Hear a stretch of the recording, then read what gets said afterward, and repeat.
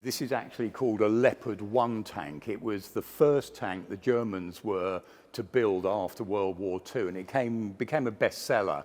Now, we've heard in the news quite recently a lot about Leopard 2 and the A2, or up to rather A4, A5, A6 variants, later models in the production of Leopard 2. Some of these are the ones that we've been hearing about Germany and certain other countries offering to the Ukrainians and going to be sent there. Why they're so successful and why lots of people talk about Leopards all the time is they're a very reliable tank. They've been built in large numbers and they've been sustained because there's been so many. The manufacturers have kept a program together for spare parts, engines, upgrade programs, etc. And because there's so many countries with these, this is why it was a tank that was picked on in particular to go to the Ukraine. Now, this particular earlier model, the Leopard 1, it is looking like some of these may go to the Ukraine as well. Thinner armor on the earlier versions, Leopard 1, still a powerful gun. It was 105mm. It was actually a British gun, the L7 gun it was called. That was what Britain put on its Centurion tanks, the Americans put on the first Abrams tanks. So it's still got a bit of a kick in it.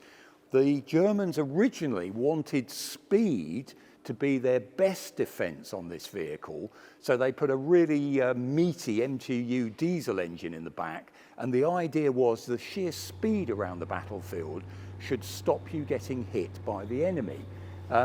Over time, and certainly when they moved on to the Leopard 2, they added to the levels of armor protection.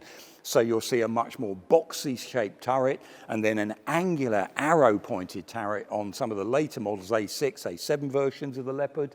But the amazing things with the Leopard 2s is they've kept up that sense of mobility. So even though they've added weight over time, they've been able to put a bigger gun on, but it's still a very mobile tank.